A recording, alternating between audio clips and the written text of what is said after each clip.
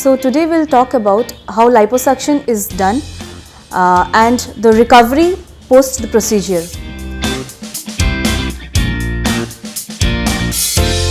Liposuction is the surgical aspiration of fat from the unwanted deposits, which is diet and exercise resistant.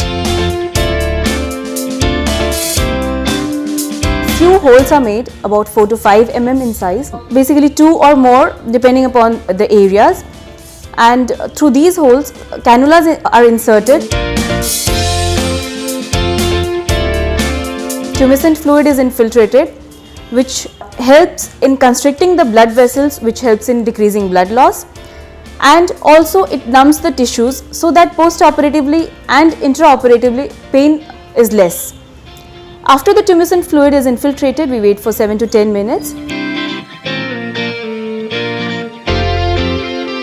Depending upon the technology used, either it can be manually or power assisted or vaser assisted. So suction cannula is inserted, which emulsifies fat by either of the procedure. After the fat emulsification, third step is aspiration, where the melted fat is suctioned out through these holes. This entire procedure takes about 45 minutes to 1 hour per area. So the whole procedure depends upon the number of areas to be operated upon.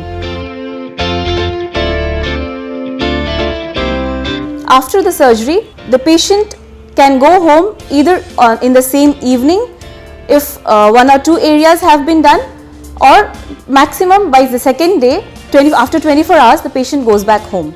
There will be slight swelling which increases in around for about 2 to 3 days, and then it decreases, and the whole process takes about 3 weeks to settle down. There will also be slight bruising which comes down in 7 to 10 days. Otherwise, the patient is pretty comfortable and he can continue his daily activities from the next day onwards itself.